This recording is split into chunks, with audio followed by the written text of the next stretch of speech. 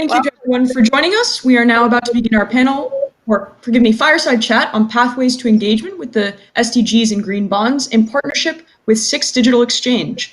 I will now hand things over to our moderator, Sandra Ro. Great. Thank you so much, Sophia, and delighted to spend the next half an hour with Tim Grant, CEO of Six Digital Exchange. I think you've been in the seat, all of a few months, Tim, but yet it's been a whirlwind. The last time, just for the benefit of the audience here, last time Tim and I actually saw each other, first time we've met each other, was actually at the very first Singapore FinTech Week, which seems like ages ago, but it really wasn't. It was a couple years ago, when you were at R3 and I was actually at CME Group. So our lives have changed quite a bit in the last few years. I'd love to just kick off and have you just talk about your new role, a little bit about Six Group and how Six Digital Exchange fits in. Sure. So, well, firstly, thank you, Sandra. Always a pleasure to be here. I must say that the previous panel was excellent. I enjoyed watching that, and I'm really glad Stacey Warden was on that one and not this one. my fellow GBBC board member, she's wonderful. I loved her bias to action. It's really cool. So I tell you what, first of all, you reflect on where we came from. We started, 2016, August 2016, maybe. Yeah. we were, yeah. And it was you, it was Blythe Masters, it was Oliver Boosman. But it was right at the beginning of this whole story. And it's actually interesting when you reflect on the last panel. We talk about CBDC. Let's just take the blockchain bit and talk about that. I mean, isn't it amazing how far we've come in those 4 years? It really, it's night and day. I mean, we all have these lofty goals when we started of this stuff going real the following year, and we've always said that every year since. But the truth is, we always knew that it would take time. But I think if we were to take a moment and just sort of think about where we've come from and what we've achieved, I think we should feel proud of ourselves as an industry and as a movement, because this stuff's really working. So there's a positive Friday afternoon start to things. The momentum is real. We got work to do.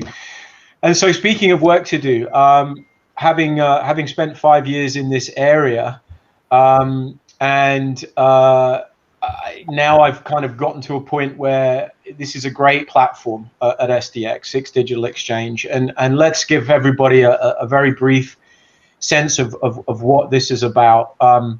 So Six Digital Exchange is an initiative that's about 2 years old. It was started by Six Group, and Six Group is the financial market infrastructure provider in Switzerland, and now also in Spain. So we've actually bought the BME, as many of you will have seen. So we run the market infrastructure in Spain and Switzerland, and we're the third biggest exchange group in Europe. So we're a big player. And we have an exchange. We have multiple exchanges. We have CSDs. Interestingly, and this is where it kind of links to the previous panel, we run the banking rails for the Swiss National Bank in Switzerland. So we actually operate the payment rails, and therefore have a very good relationship with the SNB. We have a financial information business as well. So why that background? Because I think it's important, because 2 years ago, Six made what I think remains one of the most significant, and let's just call it a spade, I mean, ballsy moves that any of the financial market infrastructure players around the world have made. I think we can all really thank the ASX for being an early mover and really pushing, and I think we all wanted to kind of do more as a result. And then came SDX, then came Six, and they said, look, we believe, and we're not an insignificant financial market infrastructure player, but we believe that there's such a significant chance that blockchain and digital assets becomes a meaningful part of the future, that we're not going to wait. We're going to be a leader. We're going to be a fast mover. We're going to be a pioneer. We're going to set up a completely separate standalone infrastructure, which does what the current infrastructure does, but for the new asset class in the new way. And so that means we're building an exchange and a CSD, but we're building it with new principles. And, one of the last things that David Treat said on the last panel, new business models. Yes, we have to think about new business models, and we have to think about central bank digital currency, and we have to think about new types of assets. And that's what we're doing. It's a really, really exciting play. 2 years in, we're close to getting our regulated status from FINMA, which would give us an exchange and CSD license, just like our parent, SWX. But it would also give us the ability to be really the first truly institutional, regulated digital asset exchange. And I don't mean crypto, and I don't have anything against crypto, just to be clear, but this is not a crypto exchange. This is institutional digital assets. So that's our story. That's the lofty goals we have, Sandra. Well, no, and I'm glad you've actually laid this out, because number one, I don't think a lot of people know that you are also market infrastructure in Spain, and number two, that you actually are the payments rail in Switzerland. I don't know if any of you have ever gone to Switzerland, you've ever paid anything by credit card, by the way, and actually in the old days, they give out you the paper receipt. If you flip the paper receipt, oftentimes it said 6 in the back, but you are the payment system as well. Which ties you with the central bank. And so you actually have a number of different really critical infrastructure touch points that a standard stock exchange doesn't have. So that's number one that we should really highlight. And then underscoring that, you're building an entire separate infrastructure that is going to be dedicated to the future digital issuance, capital markets, addressing how we go from issuance to the life cycle of the trade and the post-trade, and how that's going to be recorded. So let's move on to green bonds, because this is all about SDGs, and how can even big bad financial institutions help with creating a world where there is increased financial inclusion, there is increased financial access, there's also a real mission to be a positive impact on community, right? Whether it's climate change, whether it's financial services, whatever it may be. So green bonds, how will green bonds picture into this new world and infrastructure that you are creating? Yeah, look, let's firstly, let's set the scene by saying, and I'm glad that we've gone, let's get straight to the underlying message of this event, which is sustainable development goals, and my words, a better future. And I always say a better future for corporations, governments, and individuals. I say, let's include everything. Big bad corporates can get better too. Governments, big bad governments, some people think, can get better too. And we should all get a better future. So that's the starting point. And with that in mind, let's kind of think about the sustainability element. So there's so many different elements to ESG, sustainability, social responsibility. And greenness itself is a little of a wishy-washy term. We had a great panel yesterday on carbon credits, which is a very specific subset. And green bonds has some parallels, but it's actually really interesting in its differences. So firstly, let's just define a green bond, shall we? What is it? What is a green bond? Well, yes, absolutely. They've not been around. It's a 21st century innovation. You go back and look at the tapes, and the first ones were done kind of in the early 2000s, and the World Bank kind of did one of the first ones. And the gist of it is that the proceeds of a green bond should be applied to a so-called green or sustainable initiative. And therefore, if I'm an investor and I choose to invest according to ESG principles, then this is my nod to say, yeah, you can buy this because it checks the box, and that's the basic concept that can happen. Now, the good news is, since then, there's been a lot of evolution of this space, and actually, there's use of proceeds bonds, there's revenue bonds and asset-backed type bonds, there's project bonds, securitized green bonds, covered bonds, loans. There's a ton of these that have come up. So there's different types. Right. But the headline numbers always are much more fun. 2017, 161 billion of green bonds. 2019, 250, projected in 2020 to 350 billion.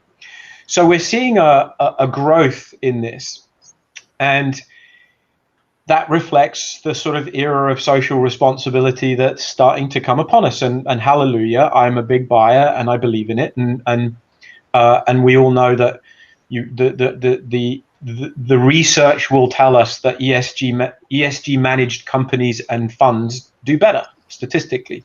So this is all good. This is we've set the scene for what a green bond is.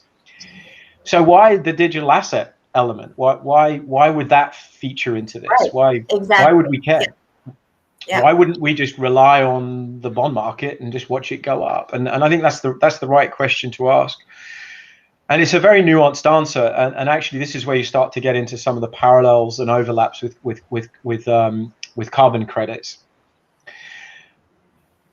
As with the carbon credit market, the green market has started to see its fair share of naysayers, because they say, this term greenwashing, right? So I'm using the principles of greenness to greenwash some so-called, dirty is the term that gets used, dirty money, i.e. not green money, or green projects.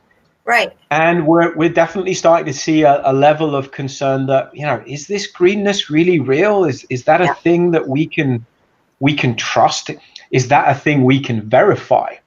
Exactly. And therein lies sort of the light bulb moment, right? We're in a trust and verification world, and therefore we may want to use some of these new innovations that allow us to do that on a grand mutualized scale. Yep. And enter blockchain, DLT, and digital assets. And that's when, and there's the big parallel with carbon credits, same problem. You need verified carbon credits. Well, you need verified greenness too. You have verified ESG elements. So that's the sort of big first element, verification and provenance. The next piece of the puzzle is actually, let's just take the green out and talk about the bond for a minute.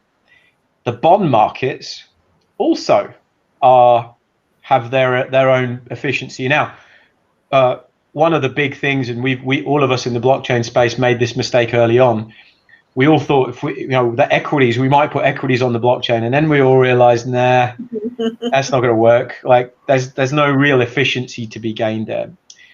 But actually in the bond markets, that's not true. There are efficiencies to be gained. There are efficiencies to be gained in information sharing, in the data element, and in the post-trade, especially asset servicing. And that's, I think at this point, you could point to 1,000 studies that say that's the case. We need the ignition moment, which we'll talk about in a second, but we need the ignition moment. So the blockchain and digital asset can help the bond markets eventually over time, and they can help the greenness. So hey, let's put them together and actually create a better, verifiable, trusted kind of green bond market that then promotes back to where we started, better projects, greener projects, more investment into the right things. And that if that verification and trust is there, it brings more money, it brings more support. So that's probably a good way to kind of frame it, Sandra. No, I think you've explained it aptly and also hit the nail on the head as to why blockchain and DLT, frankly. It's the verifying piece. How do I know something is true, and why the heck should I trust you, institution X, that you said it is true? I was just talking to an asset manager, and let's talk about the buy side, because the buy side will drive a lot of this change as well. They have the power to, because of their investment dollars at work. I recently encountered an old colleague of mine who has a new role on sustainable investing, and that role didn't exist before in this asset management firm, and it's now been created. And they're still trying to find their feet around what strategy they're really going to utilize and where they're going to focus their limited resources. So in your conversations with buy side in general, are you finding that there is an uptick in a verifiable product set would be interesting to them?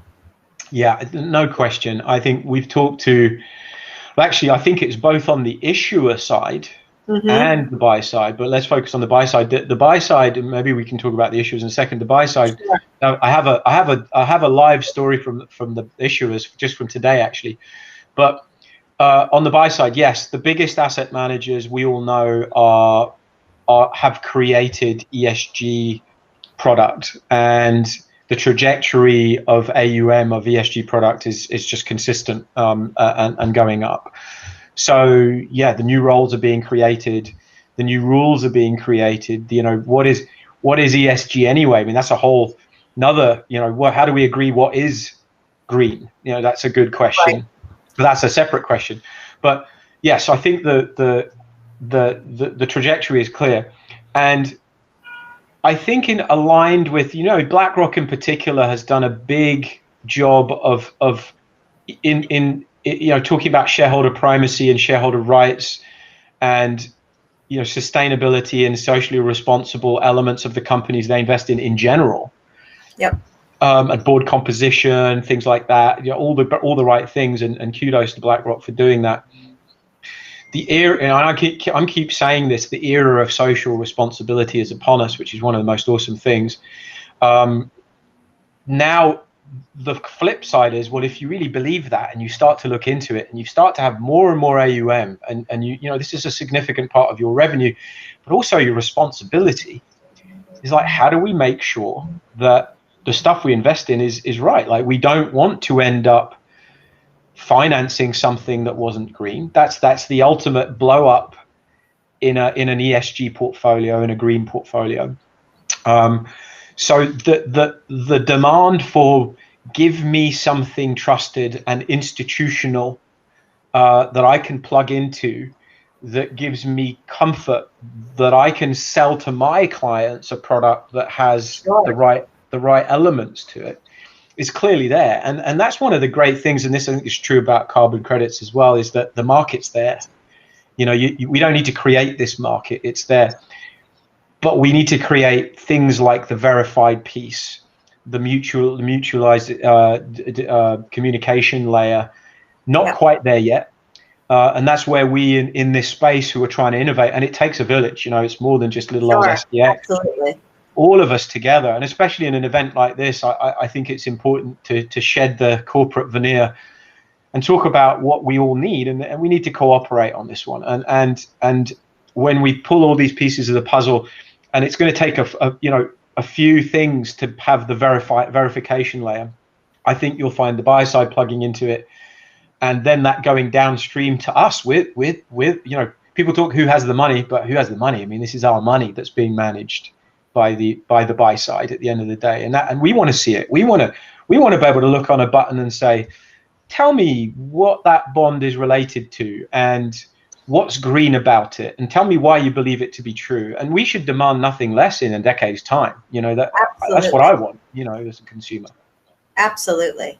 And as you rightly mentioned, yes, okay, so we've got the buy side who've got a certain degree of influence and power to be able to affect that change. The issuer side, tell us what you're seeing, hearing, as much as you can share on the issuer side. Is that appetite there to be that, to be able to issue those verified green bonds? Is ESG a joke? Is it taken seriously? So I have a live example from just today, actually, which is just very coincidental. And I was talking with the treasurer at Nestle, one of the biggest companies in the world. They operate in 192 countries. As you can imagine, their carbon and green footprint is something that they are paying attention to. They are trying to be socially responsible. So there's a now answer and there's a tomorrow answer, which I hadn't really appreciated until today, actually. And the now answer is yes, the demand is there. I mean, there are billions. There are 350 billion, they think, this year, which is actually, relatively speaking, not the biggest amount, but still a bit. It's a lot of bonds. It's a lot of portfolios owning pieces of bonds. So the element of demand is growing. The today problem is people aren't quite sure how to verify or prove or what to call green, and that's where you get this gray area, and that's why naysayers are saying, well, wait a minute, I'm not so sure about this. But the sort of phase one, the last 10, 15 years has proven that this is here to stay. And I think certainly every issuer we've talked to, we talk to issuers about doing digital bonds, and naturally you end up talking about, well, why don't we do both a green digital bond, for instance, because it kind of takes us in the right direction of verification and communication. So we see that constantly. Here's the bit that's really fascinating: is the treasurer of Nestle said, well, I think there's a half-life to this market, because at some point, shouldn't we be ensuring that Nestle is green rather than the one bond is green versus another one? Right. Which I think I was like, oh, you're right. I mean, if I take my sort of commercial hat off and I put my UN Sustainable Development Goals hat on and my human being hat on, then yeah, I just want to make sure that rating agencies or whoever would verify can call a company green or not green, and then all of their assets become green. And that is the goal. Like that feels like the right place to end up. And so in a funny way, greenness has a green bonds as a sort of specific element. Or if I'm an issuer and all these bonds aren't green, but these ones are, at some point that should turn into, all the stuff I issue is green. And that I found that really fascinating. And also, if we think about that, just taking it one half step further, generational changes are happening. The shifting of wealth is eventually going to be inherited by a whole swath of millennials. There's been lots of talk about this in the asset management space. And it's a much more conscious investor group that will be holding this wealth. And so when we think about that, it's not only the sounds like, a good thing to do, but it's also the right economic thing to do, I think, no matter what side of the fence you're on, right? Yeah. Yeah. I think David Treat said yesterday on the panel we were on, he said, put the kids in charge. And that was the moment that we had all the emojis on the screen, because I think that really resonates, right? Like, put the kids in charge. Like our kids will inherit the earth. I'm getting a bit too close to 50 for comfort, and thank you for the emojis. I'm getting a bit too close for comfort, but if you're in your 20s, this is your time to pick this up. And look, all we can do is, more emojis, I love it. And then all we can do is we on the sort of, we've been in the market 20, 25 years, we can try and create something to leave you with, but we're not going to be able to take it all the way. That's not how this is going to work. So we need to empower this next generation. And you're right.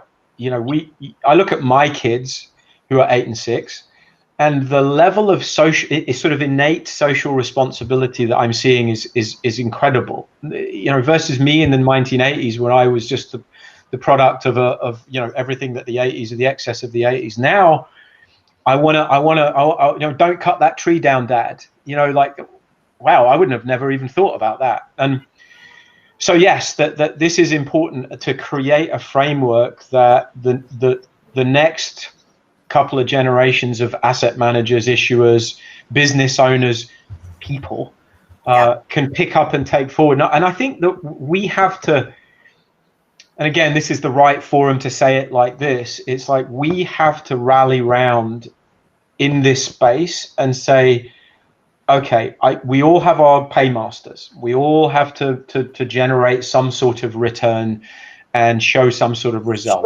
Sure. But we have to be better than that. We have to be collaborative. We have to be thoughtful. We have to go across boundaries. We have to think government, private, public-private partnership.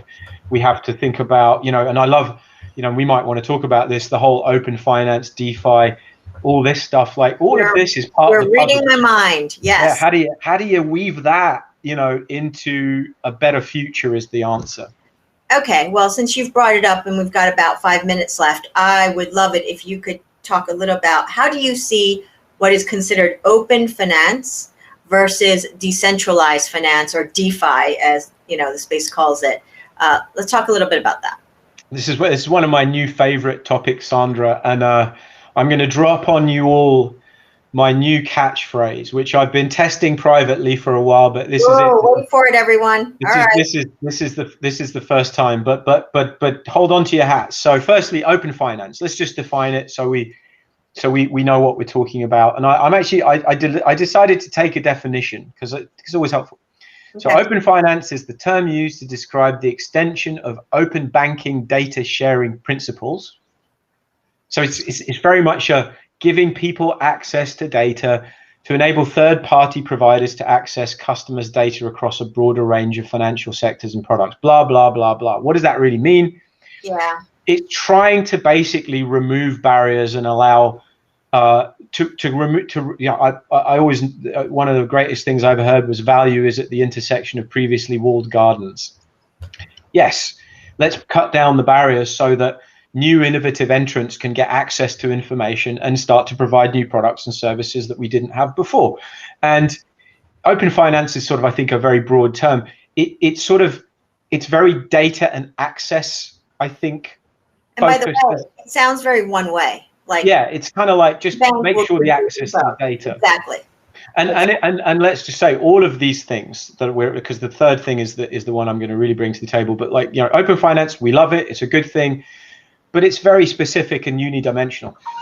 Decentralized finance is another laudable. I love that. Like, decentralized finance started from the sort of arguably libertarian crypto ideals of blockchain and crypto, but has evolved now into a very legitimate movement where we are looking at new ways of disintermediating certain players to allow for to leverage our mutualized processing layer of blockchain and allow more seamless access to funding and financing and payments than we had before. So now we've added a value exchange element than just a data exchange element. Yeah. And it's really cool. But here's the problem. Here's my statement. Will the real DeFi please stand up? Because I think DeFi has been misconstrued. It's not that I don't support it, because the gist of it is to make a better future. That's what it's about. But you don't measure a better future by the extent to which things are decentralized. That's not a measure of how things are better. That's just, as was said by Dante in the previous call, that's a technology term. How about democratized finance? That's a measure of a better future for governments, corporations, and individuals. That's a measure of having better access to financial inclusion for a greater part of the world. Democratized finance. I think DeFi should be renamed, democratized finance, and that includes open finance and decentralized finance. It's all part of it. But how about we focus on the goal, which is a better future, democratized access. Open access, more inclusion, all of that good stuff. Absolutely. So, rounding out the last minute we've got, I just want to say you got a question here around timing. When can people start seeing SDX offering green bonds? 2021 timeframe? You betcha. You betcha. You watch this space. I'll sell you some green bonds in 2021. All the investors that are out there, just be on the lookout. 2021. Thanks. Really appreciate it. Sandra, it's always a pleasure. Let's do this again. Absolutely. Well, you'll be back next year giving us an update. I look forward to it. Thank you. Thanks, everybody.